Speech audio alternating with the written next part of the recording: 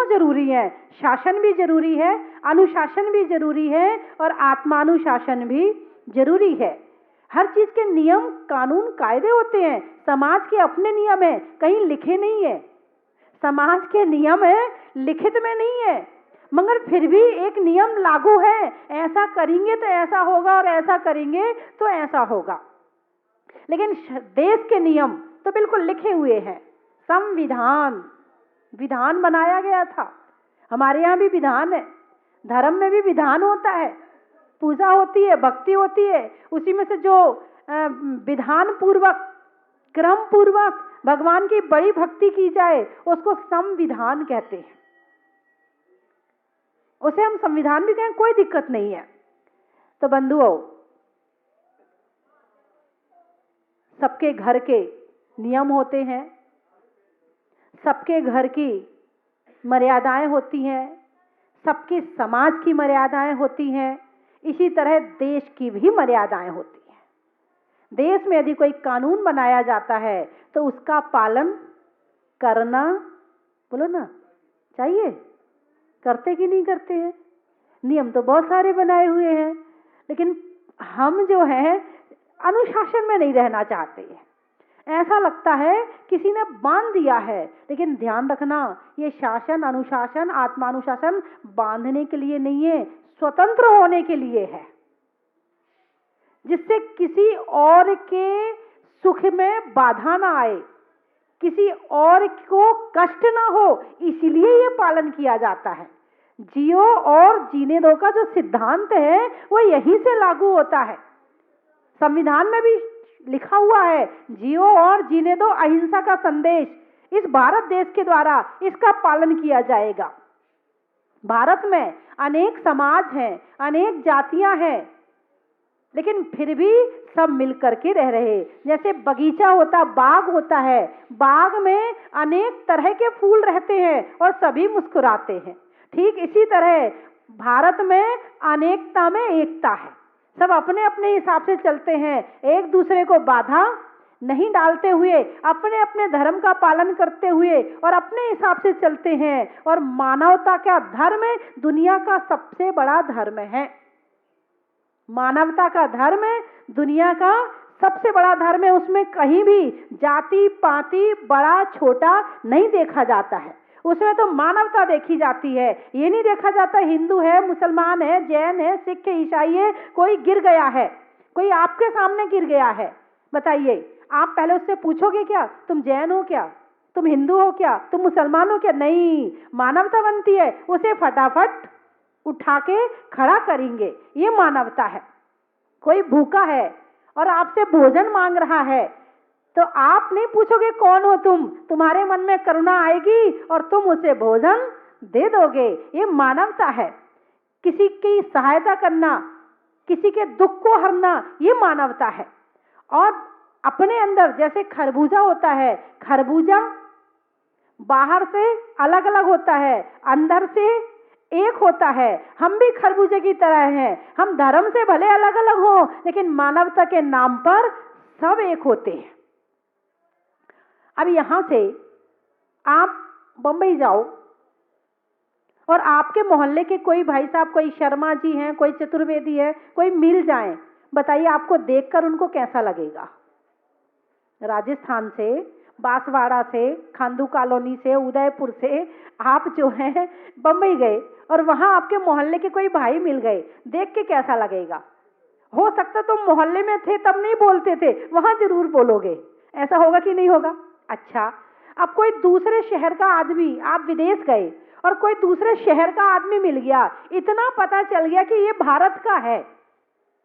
बताइए, भारत पता चला, अभी राज्य का पता नहीं चला, अभी आपको गांव का पता नहीं चला, अभी आपको उसके मोहल्ले का पता नहीं चला, इतना पता चला कि ये भारत का है। बताइए आप उससे बातचीत करेंगे कि नहीं करेंगे? वहां पूछोगे कि आप कौन सी जाति के हैं? नहीं, आप कहां से आए? भारत से आए हैं। अच्छा, कौन से देश प्रदेश से आए हैं? वहां पर अपनत्व की भावना में आएगी। तो जैसे जैसे हम दूर होते जाते हैं वैसे वैसे उठते जाते हैं, और जैसे जैसे करीब होते जाते हैं वैसे वैसे लड़ते जाते हैं। अरे बोलो ना, अरे बोलो ना। आपको कुछ मेरी बात समझ में आ रही कि नहीं आ रही? जैसे जैसे दूर होते हैं, दूर के ढोल सुहावने। जब तक दूर है तो बहुत अच्छा लग रहा है। जब तक लड़का और लड़की की शादी नहीं होती, मात्र सगाई हुई होती है, बिल्कुल नहीं लड़ते हैं, खूब प्यार की बातें करते हैं। और शादी होते ही, अरे बोलो ना, लड़ाई झगड़े शुरू हो जाते हैं। तो इसीलिए भगवान महावीर ने कहा है, हर चीज में अनुशासन और मर्यादा जरूरी है। जहां अनुशासन और मर्यादा की रेखा खड़ी हो जाएगी, वहां लड़ाइयां भी कम हो जाएंगी। भाई भाई में मर्यादा होगी, राम और लक्ष्मण वाली मर्यादा, कि भाई के सामने ऊंचा नहीं बोलना है, तो लड़ाई कभी भी होने वाली नहीं है। पत्नी सोचे मैं पति के सामने ऊंचा नहीं बोलूंगी, तो पति पत्नी में कभी झगड़ा होने वाला नहीं है। पति कहे कि पत्नी पर गुस्सा नहीं करूंगा, तो पति पत्नी में कभी झगड़ा होने वाला नहीं है। मर्यादा, पड़ोस पड़ोस की मर्यादा होती है, बड़े छोटे की मर्यादा होती है। पहले के समय में घूंघट का रिवाज था। किसका रिवाज था? अरे बोलो ना, घूंघट का।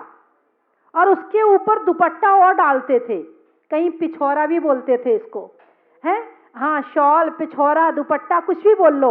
बहू जब आती थी तो इतना तो घूंघट होता था, उसके ऊपर पिछौरा होता था, कहीं से कोई एक अंग नजर नहीं आ सकता था। फिर धीरे धीरे जैसे जैसे जमाना थोड़ा सा भौतिकता का हुआ, तो वो उतार दिया, पिछौरा उतर गया। अभी घूंघट कम नहीं हुआ, अभी पिछौरा उतरा है, अभी दुपट्टा उतर गया। फिर दुपट्टा उतरा, फिर धीरे धीरे पल्लू खिसका, फिर पल्लू खिसकते खिसकते यहाँ आ गया, फिर यहाँ आ गया, फिर यहाँ आ गया, फिर यहाँ आ गया, फिर यहाँ आ गया। अब तो पूरा ही गिर गया, अब तो ये कंधे वाला भी पीछे चला गया। अब कहाँ जाएगा मुझे नहीं पता है। अब तो साड़ी चली गई, पल्लू तो छोड़ो, साड़ी चली गई। और जो सूट आ गया, सूट में भी जो दुपट्टा होता है वो भी चला गया। सारी मर्यादाएं खत्म हो रही हैं, इसीलिए कष्ट और दुख बढ़ रहे हैं। मर्यादा आज पाल लो आप, आज ही आपके घर में शांति आ जाएगी। क्योंकि जैसे जैसे घूंघट उठेगा, मुंह खुलेगा, मुंह खुलेगा, जुबान खुलेगी, जुबान खुलेगी, लड़ाई शुरू हो जाएगी। घूंघट में है, जुबान बंद है, जुबान बंद है, बस लड़ाई नहीं है घर में। और जहां लड़ाई नहीं है वहां शांति है। आज राजनीति में भी आपस में बोलने की मर्यादा नहीं है कि मंत्री को विधायक से क्या बोलना, विधायक से मंत्री को क्या बोलना, इसलिए वो भी लड़ते हैं, मंत्री मंत्री से लड़ते हैं। तो इन चीजों में मर्यादा होना जरूरी है कि किससे क्या कितना बोलना है, तभी संविधान का और विधान का पालन हो सकता है। इसके पहले विधान और संविधान का पालन नहीं हो सकता है। बंधुओं, देश सुरक्षित रहेगा तो समाज सुरक्षित रहेगा, और समाज सुरक्षित रहेगा तो धर्म सुरक्षित रहेगा, और धर्म सुरक्षित रहेगा तो तुम्हें कल्याण और शांति का मार्ग मिलता रहेगा। और तुम देश की रक्षा नहीं करोगे तो समाज की रक्षा नहीं हो सकती है।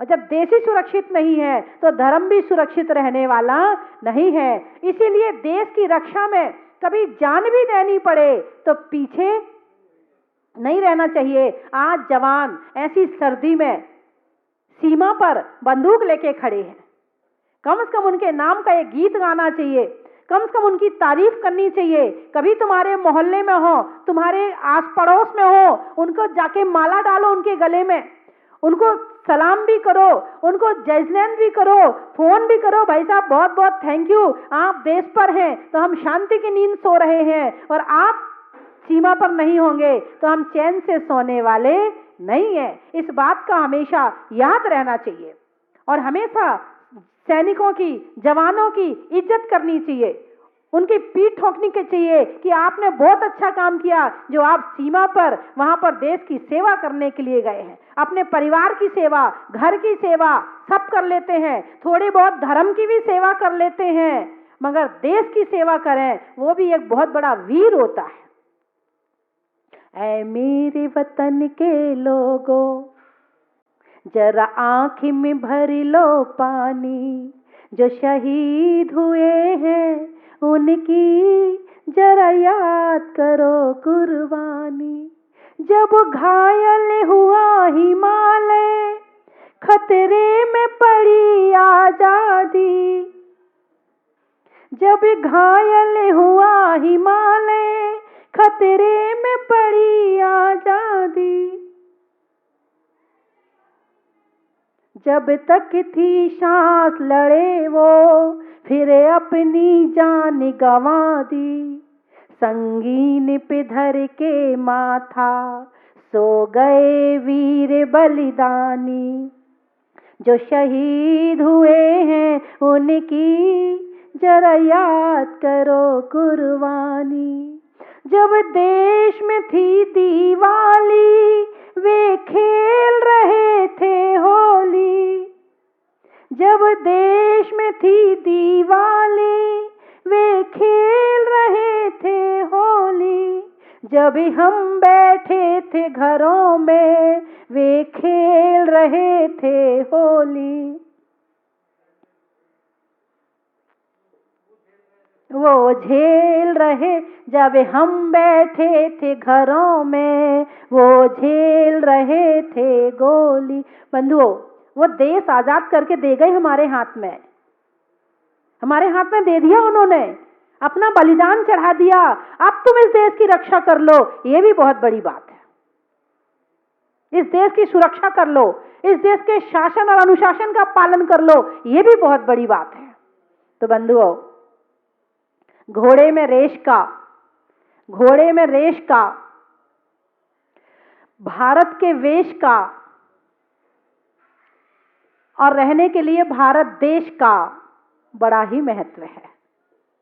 नहीं होने में खता का, नहीं होने में खता का, शहरों में कलकत्ता का, और देश होने में स्वतंत्रता का बड़ा ही महत्व है। अनाज में दाने का इनाम में पाने का और देश के लिए बलिदान चढ़ाने का बड़ा ही महत्व है। हर कोई चाहता है देश पे बलिदान तो हो, पर अपना बेटा नहीं, पड़ोसी का, अपना बेटा तो घर में रहे। इसलिए सफर के लिए बस का, 10 लक्षण के 10 का और आज गणतंत्र दिवस का बड़ा ही महत्व है। अनाज में खाने का, इनाम में पाने का और आज के दिन झंडा फहराने का बड़ा ही महत्व है। बाग में फूल का, बाग में फूल का, वृक्षों के मूल का और बच्चों के लिए आज के दिन विशेष स्कूल का बड़ा ही महत्व है। मनुष्यों के नाम का, रहने के लिए ग्राम का और 26 जनवरी के प्रोग्राम का बड़ा ही महत्व है। बोलिए 24वें भगवान की। धर्म स्नेही बंधुओं, चर्चा रति की चल रही है। किसकी चल रही है? रति। रति यानी प्रेम, प्रेम, गाढ़ा प्रेम, रति, राग। ये कर्म ऐसा है, यदि शादी हो गई और पत्नी को किसी से प्रेम हो गया तो ये कर्म यहां तक करवा सकता है कि पति की हत्या करवा दे। कौन? रति कर्म। घर की लड़की है, माँ बाप ने पाला पोसा बड़ा किया, पाल पोस कर बड़ा किया माँ बाप ने बच्ची को या बच्चे को। बच्चा बड़ा हुआ, जैसे जैसे उसके मन में काम विकार जागृत हुआ, वासना जागृत हुई। अब वासना अपना स्थान मांगती है। लड़के को लड़की पसंद आई, लड़की को लड़का पसंद आया। पसंद क्या है? ये तो अंदर के विकार कहते हैं कि हाँ चलो ठीक है। और इस रति कर्म ने माँ बाप को भी पीछे छोड़ दिया। लड़की लड़के के साथ भाग भी जाती है। एक रति कर्म माँ बाप को भी छुड़वा देता है। इसको जरा कंट्रोल में रखना। ये नहीं देखता है कि समाज में नाक कटेगी, माँ बाप दुखी होंगे, रिश्तेदारों को क्या जवाब देंगे, कुछ नहीं देखता है। यदि रति कर्म तीव्र हृदय में आ गया तो वो अपना काम निपटा देता है। कोई भी प्रेम हो, किसी से भी प्रेम हो, अधिक प्रेम हमेशा हानिकारक है। अधिक प्रेम वासना भी बन जाता है। इसीलिए प्रेम करो, एक सीमा में करो, उससे ज्यादा मत करो। भगवान महावीर की बात मानो ना। भगवान महावीर को मानते हो कि नहीं मानते हो? भगवान महावीर को मानते हो? भगवान महावीर की मानते हो? नहीं, वो नहीं मानते हैं। हम उनको ही मान लें, यही बहुत बड़ी बात है। इस प्रेम को जरा कंट्रोल में रखना। जैसे नदी है, नदी दो तट के बीच में बहती है तो मंजिल तक पहुंच जाती है, सागर तक पहुंच जाती है। और ज्यादा बाढ़ आ जाए, ज्यादा पानी आ जाए, ज्यादा कर दो तो वहीं फैल जाती है, तटों को तोड़ देती है और सारी जगह फैल जाती है। ऐसे ही प्रेम यदि सीमा में है तो निश्चित ही है कि तुम्हारा परिवार भी चलेगा और तुम्हारा धर्म भी चलेगा। और प्रेम ने यदि सीमा तोड़ दी तो ना तुम्हारा परिवार चलेगा और ना तुम्हारा धर्म चलेगा। दोनों से छूट जाओगे तुम, क्योंकि एक दो से अधिक हो गया तो बाकी टूट जाएंगे। और उधर अधिक हुआ, मन वहां ज्यादा लगा, यहां धर्म छूट गया। तो इस प्रेम की नदी को संयम के दोनों बांध के बीच में बहाना, इसको तोड़ना मत। ये कर्म का नाम है रति कर्म, हाथ से रति। तीसरा है अरति। प्रेम हुआ, जुड़ गए। अरति, प्रेम नहीं है, टूट गए। प्रेम हुआ, अच्छा लगने लगा। अरति, प्रेम नहीं है, अच्छा नहीं लगता है। हम बीच में नहीं रहते हैं, या तो अच्छा लगता है या अच्छा नहीं लगता है, दो में रहते हैं। बीच में रहें, ना अच्छा लगना है ना बुरा लग रहा है। ऐसी स्थिति जीवन में होनी चाहिए कि नहीं होनी चाहिए? है? तो ये अरति कर्म द्वेष करवाता है। द्वेष सारे कर्मों का सार है, राग और द्वेष। जैसे रति में कर्म बंद होता है, वैसे अरति में भी कर्म बंद होता है। और निश्चित है ये अनादिकाल के संस्कार हैं, बिना सोचे समझे उभर के सामने आ जाते हैं। फिर खुद को जरा लगेगा अरे हम ये क्या कर रहे हैं, फिर वापस आओ अपने आप में। थोड़ी देर में वो फिर उभर के आ जाएगा, फिर वापस आओ अपने आप में। ऐसा एक बार नहीं, 1000 बार, 50 बार, 100 बार, करोड़ बार करना पड़ेगा। तब कहीं जाकर के हमारे जो ये संस्कार हैं अच्छे बनने के, ये मजबूत होंगे।